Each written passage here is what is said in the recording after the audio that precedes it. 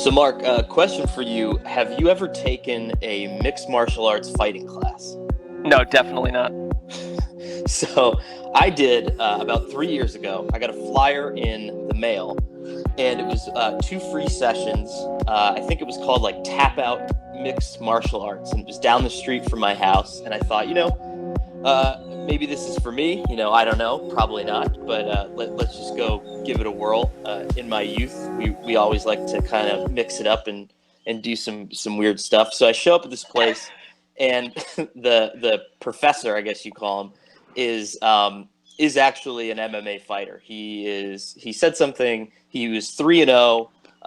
But he was from Brazil, so he had all of his training in Brazil, so in some other form of mixed martial arts. And so he said, I'm going to show you guys this high kick today. This is what we're going to learn. Basically, kicking someone in the face. This is what we're going to learn how to do today. Okay, this is what the professor is teaching you. This is what the professor is saying. And so around me are a bunch of, so New Jersey, the biggest thing in New Jersey is high school wrestling. It's this huge thing, and there's a lot of really, people are bred to fight here. And so I'm surrounded by these people. I'm at this point nearing 30, sort of doughy, out of the mix for a while.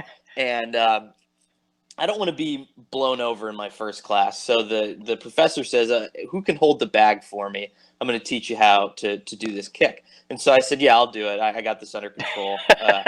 And so I hold this bag up next to my face. And so this man, he's probably like 6'3". It's just like the longest legs I've ever seen. And he does it in slow motion first. And then he goes, okay, you ready? And I said, yeah. And he said, have you held a bag before? And I said, yeah, but I was totally lying. I didn't know what I was doing.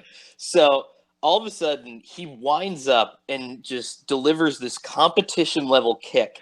And it was so I didn't know that you had to brace yourself with the bag, basically, right? To create sort of like a counter momentum. Right. And so he delivers, foot hits bag. And then essentially, because it was such great force that I ended up punching myself in the face. And everyone in the class is like, oh! And so I pull the bag away, and of course, I'm just bleeding, like all over the place. And this was supposed to be the real block and tackle routine portion of the lesson. And, I'm already having to like run to the bathroom and get some stuff cleared up. So that was sort of my way of saying that, while we've all sort of been in fights before, I think what we think of now as fighting is something that's completely beyond our wildest expectations, something that's beyond our total comprehension, which is why I thought it'd be a fun thing for an episode, right? I think we talked about back to school last week, and I think that some of those firsts are things that you'll never forget. This week, I think your first fights, the time that you really had to scrap it up, is an interesting thing worth talking about. So for 1 week only, Heat and Light becomes Heat and Fight. I like that. And I will say the first time that we, the Around the NFL podcast guys hung out with you, Connor, at the Cozy Inn, the bar up the street from our work, we thought this is a respectable, responsible young man who owns a house. None of us do. He's very, he's got a lot of boxes checked in terms of his maturity. But then you started to unravel these stories about the brawls you had been in, and not too long ago. And I just thought, I have no idea who Connor is at all.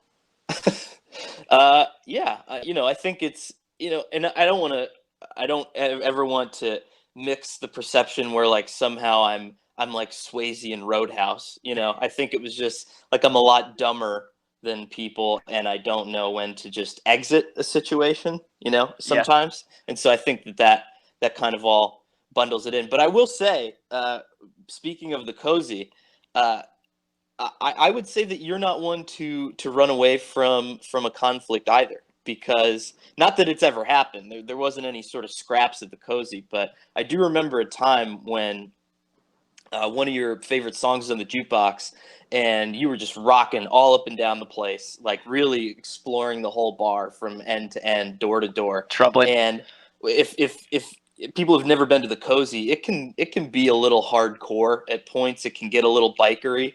At points. And so this man in this man in a leather jacket pulled me aside and he said, "You better tell your friend the jackrabbit over there to calm down and quit dancing." And you didn't, and you kept flying around the room with Hell's Angels in the building, and I thought it was so amazing. So I would say that we would both surprise one another with at least our a certain fearlessness. That was Maybe that was a fair counterpoint, I'd say. so for those of you guys who know Mark, who see him on Around the NFL podcast, he was a former Pee Wee and I believe JV in high school hard hitting safety, if I'm not mistaken. Right? Well, in my earliest days, I was a running back, which I liked because I like to know what the plan is. And just because I was simply almost too small to play football in high school, they just made me one of like 22 defensive backs. And the idea that I even saw the field much was ridiculous. But it was simply because this guy cannot play, and if 22 other people were injured, he'd get on the field. It did happen a couple of times, and it was, it's not the backyard playing with your friends. I had one. I'll never remember, like a fullback. This one team just direct snap to this fullback because they didn't have a quarterback, and he was like the size of like your front door. And he's coming at me like play after play, and I think we probably gave up about 280 yards of rushing that day. So, I think you're underselling. You were Connecticut's version of Brian Dawkins, Connecticut high school football's version of I mean, Brian if there Dawkins. was such a thing, maybe, but I think that's vastly untrue. What do you remember about like a first fight experience? And again, like, we're just so I'm totally 100% clear with everyone listening to this, we're saying this with irony. Mark and I are not Chuck Liddell sort types of people. We're not wearing tap out shirts and trying to throw people out of bars at night. We're No. two very calm, short men, and I think that that's what makes it funnier to me, is that this would have even happened to someone like us. Yeah, I mean, honestly, I had a pretty good track record of avoiding scuffles through most all of my schooling. I think if anything, when you're smaller than other people, you have to defend yourself in a different way and scurry out of situations. There was a time though, in this all my stories seem to prove again that I'm like way older than you, but I was living in Boulder in 1999, and I had essentially a group of friends, and we lived in this big farmhouse on the outskirts of Boulder, and there were 6 or 7 of us in this. I would call it a compound because there were massive fields around it and stuff too, and our rent was about $150 each. It was that cheap. And we were always scrapping for work. And my friend and I had this job down at the Boulder Daily Camera, which was their daily newspaper in Boulder. And our job essentially was in the big industrial press room where like these newspapers would come off conveyor belts. And I'd simply, we'd stack them for hours, and we'd wear these earplugs because it was just hideously loud in there. And it was like the two of us, like an old man and like a bunch of factory worker types. And the thing was, I had always wanted to. I wanted to write, and I had even had a past in journalism. So I found it kind of a low point that I was, at one point wanting to be, in the newspaper business, just simply stacking newspapers. I felt pretty far away. But occasionally I'd catch these like mistakes on, section B1 coming off this conveyor belt. And I started to compile them and brought them down one time I had a meeting essentially with an editor. And I said, do you guys have like any sort of an internship for copy editing or anything at all like that? And he's like, well, we don't, but we'd be open to creating one. So long story short, because I sort of showed him some of the stuff I'd found, and which I think probably would have been a very annoying thing to an adult. Like, you showed up with essentially like a manila envelope full of things. It's like, this who guy is this up. punk from the press room trying to show us up? So I'm surprised I even got past that point. Anyways, so I did wind up getting this internship. So it's the production of a daily newspaper. I would start my shift as a copy editor, completely untrained, at 4 p.m. in Boulder, and I would end it around midnight. And I never had a car during this time, so I'd often have to take this like 20-minute bus ride from our farmhouse compound into Boulder, or I had a bike and I'd ride my bike in. But at this point, for some reason on this one day, I was completely bikeless, and I was tired of taking the bus because you'd have to wait like till almost 1 a.m. to catch the ride. And so one of my friends named John, and he was from New Zealand, so I got tagged with the nickname Kiwi. And I called him up on the phone. He was the great kind of friend that you could literally call at like 3 in the morning and be like, "Hi, I'm 3 towns away, and I need $20 in cash," and he'd come help you out. He was that kind of person. But I said, Kiwi, like I need do you want to come down and grab like a late night beer, and we'll get out of here, and I'll buy you a couple drinks to make it worth your while. And he's like, yeah, sure. And so he got in his car and he drove down, and what a nice guy. And so I'm waiting on this park bench on there's a long sort of shops and bars strip mall called Pearl Street along the sort of a main shopping area in downtown Boulder. And it's very late at night, probably around 12:30. And at one point I see Kiwi. He must have parked the car, and he's walking down, and I'm like waving to him. He's a couple blocks away. At the same time, to my right, I see these two wild young men ranging up the street, and one of them is trying to basically hold back the other. He's swinging his arms, he's shouting, he's got a shaved head, and he's literally Oh no. very clearly on multiple substances and multiple drinks. And he's just seething with anger, and his eyes are red. And I'm sitting on this bench watching Kiwi come close to me and this guy come close to me, and the friend is motioning to me in a way of like, get out of the way. But I'm just sitting on the bench, so I thought, I already am out of the way. This guy intentionally, this crazy friend with the shaved head, comes darting at me and sandblasts me right in the eye with like a right hook. What? I mean, 30 minutes earlier, I had been like tapping out headlines for like a city council meeting, and I am suddenly flattened on the ground. And his friend just jumps on top of the puncher, and he's shouting at us, "Get out! Get out! Get out!" Like he's just trying to contain this guy who's about to push him off, and for some reason come at me again. And Kiwi comes running up and just grabs me by the shirt, and we're suddenly 2 or 3 blocks away, and we duck into this bar, and instead of ordering beers, we order hard liquor right away.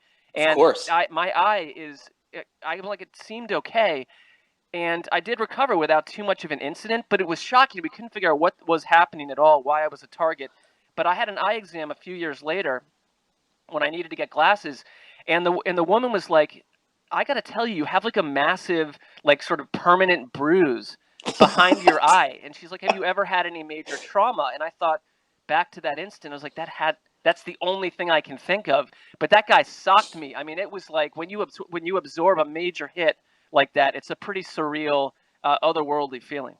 It is. It's the first time it happens. I think it's one of those things that you can't describe with words. Really, like you can't perfectly describe with words. It just takes everything out of you, but it really, I guess some ways you can accurately describe it, because I don't know about you, but I saw like stars, like really, like in the cartoons. Like I think that does happen. Absolutely. And the room does get a little like fuzzy and stuff. So it is like really interesting. So this guy just left, basically dropped you off with some permanent damage, and then just was on his way. He's gone forever. I mean, I guess I could have tried to, follow up and reason with him and get his contact information, but it didn't seem like that was a possibility. Trade insurance cards. No. How about you? Tell me something that you've been involved in. So this was in college, and it was probably the worst timing in the world, because my parents were visiting the next day, and they usually get there around 8 o'clock in the morning. So it's a Friday night.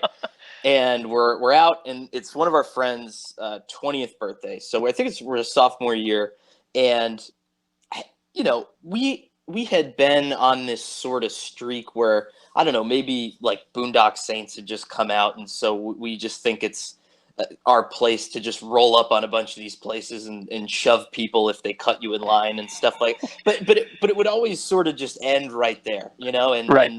and it, like the what's that movie where the guy he punches the guy because he says basically all you can get the one good punch in before everything disperses. Like that was sort of our Your MO. attitude. Yeah. And so we were sort of operating under the idea that that's how fights work.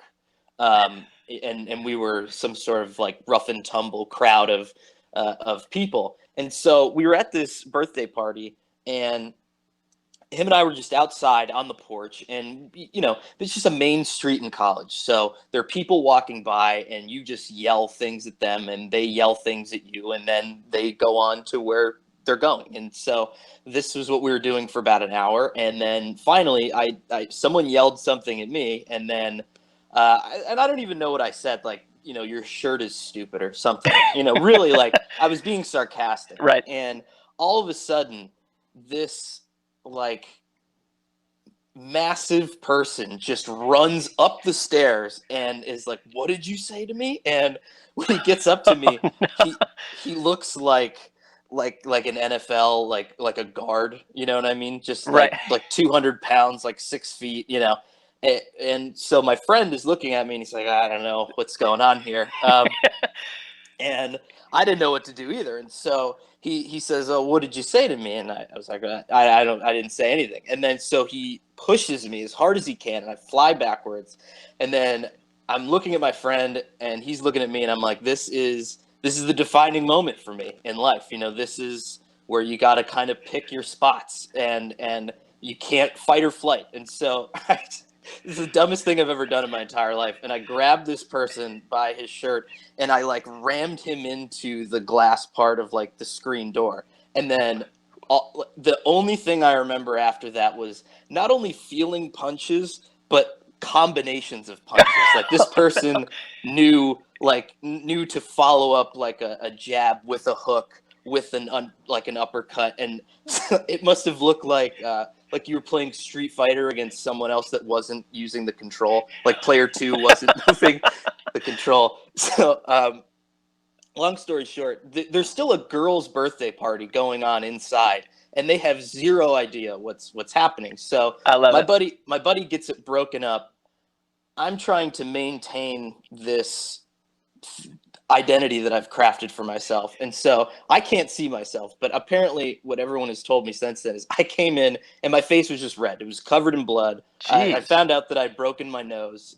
It's still broken. I never got it fixed. And so there's just these girls, drinking, there was like I remember very vividly, like a wall. Everyone got her a different flavor of Absolute vodka. So there was all these, it was a very nice party. They did a lot of work for it. And so I rumble back into this place and I said, "Don't worry, everyone, everything's fine." I went to brace myself on the wall. I didn't realize my hands were covered in blood. So there's now bloody handprints all over the wall. And then all my friend said is, like, I said, "Don't worry, everybody, everything's fine." And then just fell over. And then that was it. So I woke up in the hospital like 5 hours later, and I was like, "Dude, what happened?" And Did this guy just essentially march off scot-free? yeah, never saw him again. And it was so dark at the time that I would have, if he was my next door neighbor today, I would have no idea. And then so And your parents are rolling in the next morning, yeah, expecting to and like have a nice brunch with you or something, I imagine. we did still go to TGI Fridays, but I just had this massive like brace on my nose, and I was, well, before we get into anything, this is what happened yesterday. And I had gotten home at like 6 o'clock in the morning, and they were showing up at 8, so I just slept on my couch for an hour and a half, sort of tried to get myself together as best as possible, and then and that's it. And And what level of? I know you were the student. You were the newspaper editor, right, at Syracuse. That was correct? Is this yeah, before that? I mean, did you have any sort of position at the school when this was going on? No, I think that didn't start until like the next semester. Okay. So I was still a little bit free of. There wasn't too much of a public relations issue that I was worried about at the time, but it was more about just not getting in trouble, and I guess realizing that bad things do happen. Like minor scuffles To have good happened people. in my life since then, but like I've known now that like there are people, and anybody could just walk off the street and be, Manny Pacquiao, and apparently this guy was. So I'm very wary of that now. So I don't yell things at people as much as I Yeah, used I to. think that would there would be a takeaway there on that one on that front.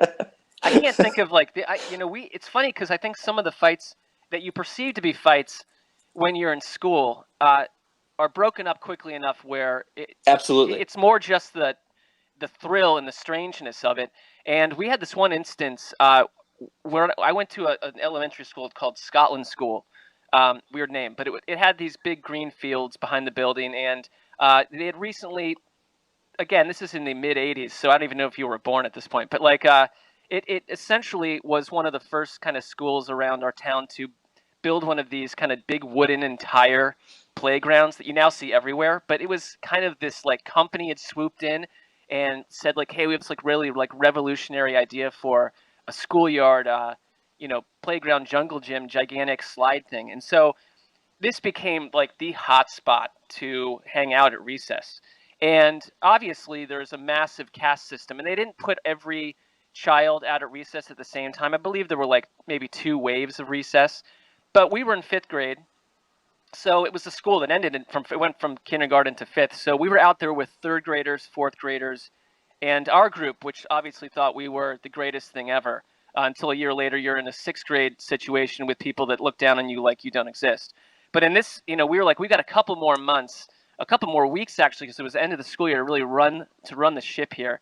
And we're out on this, gigantic playground with these, small little third graders. And at some point, I don't know what started it, probably just to sit someone, I want to be on this tire, hang out on this bench, something that The ridiculous. simple divisive Yeah, issues of the time. yeah, exactly. Which it seemed like North Korea versus Trump at that point, but like it was a situation where I don't even remember being fully involved. Maybe I certainly was verbally, but according to the teachers, a riot broke out. This is how they described it. I think it was probably much less, but and it was essentially a problem because the fifth graders had taken all these third graders to town, had them in headlocks, probably a punch or two thrown, people thrown to the ground, third graders crying, fifth graders blaming it on the third graders, Just a house clearing.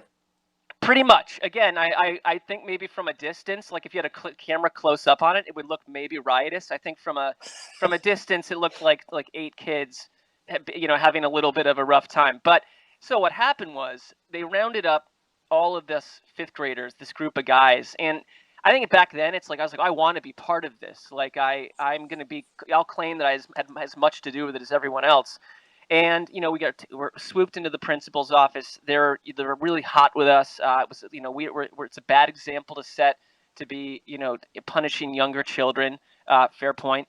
And we had this end of the school year party, I think the next day, and it was at this lake somewhere with a beach. And I had just started dating, if that's what you want to call it, this girl named Melissa. And we had been dating for maybe 7 hours, and that was a pretty good length of a relationship in fifth grade. So the next day, very excited to go to this party and hang out with this girl, and maybe to try to take it into the summer. Even though I had no ability to get around town or go anywhere, I thought there was potentially hope there. So, anyways, this party occurs the next day, but we're punished by the school because of this riot, and they say, well, you can only go to half of the party. So I don't know. It was a strange punishment. But my mom, it was doubly embarrassing because my mom was chaperoning at this party, and so we go to this beach and we're able to be there to play some organized, sort of drab classroom games. And then there was, hey, now it's free time. You have 2 hours to do what you want. You can go swimming. You can do whatever you wish. But these 8 boys, you will be carted away in like a pair of station wagons. That was back when like people didn't even have seatbelts. Like they would just put a bunch of kids in the back of a station wagon, and it was so absurd that I had to like say goodbye to my mom because I had been in this riot. She could not have been less pleased. But as I was leaving, this Melissa girl came running up to me and gave me like this gift wrapped in wrapping paper, and like so I didn't really want to show that to the other guys, so I kind of kept it under wraps. Went back to this principal's office where the school is essentially emptied out because everyone else I think was off that day. So it was just like us 8 kids in this classroom in silence. And I open up this little gift, and it's like a fuzzy, stuffed like heart with the word Melissa written Wow. on it. And I thought it's a strange gift to give a guy. but I'll take it. And Yeah. but the school year was over, and I don't believe we ever spoke again until the next school year. And I had zero cachet with her by then. She had already, probably had 2 or 3 4-day relationships with neighborhood boys that she could walk to their house.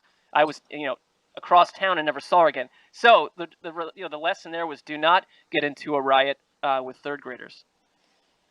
I wonder, like, how would your life have turned out differently maybe if Melissa, like, because while the gift is weird, it does seem like sort of up your alley a little bit, like something that you would. Oh, really? Not that would get you fired up, but that you would understand the not the significance, but at least that it's different, and you would dig that. Yeah, feel I mean, like, I still remember it, so I guess it must have had some lasting impact. But it was also the being carted away in a station wagon, waving goodbye to both my mom and this girl at the same time. Very strange. That is depressing, and it's funny that you bring that up because my last story is it almost feels like yours was a school punished sort of act of violence, and mine almost felt like a little bit of a school sanctioned act of aggression. So I was in preparation for this. I called one of my best friends the other day because he saw everything happen, and the conclusion that we both came to was what I'm about to say is a little jarring, but he's like, you totally deserved it. When he said, you don't understand, in high school, like, you were not a bully because you didn't have the physical attributes to be a bully, but you were just as annoying and sort of mean-spirited, but also, like, again, like, if push came to shove, there was nothing really protecting you from anything. So it's remarkable that you survived as long as you did, being as annoying as you were. So when we would leave school during the day, one of the things that I would do once the final bell rang was I would just, if there were kids at their lockers, I would go up, if like they kind of were calmly collecting their things, and I would just smash on the locker next to theirs and yell as loud as I could. And that was really like a jarring thing for them, and I got a kick out of it, and I don't know why. And I did it to this kid often who, not a kid that you would want to mess with, sort of had the whole, wore the military fatigues to school every day, sort of like a general badass sort of guy.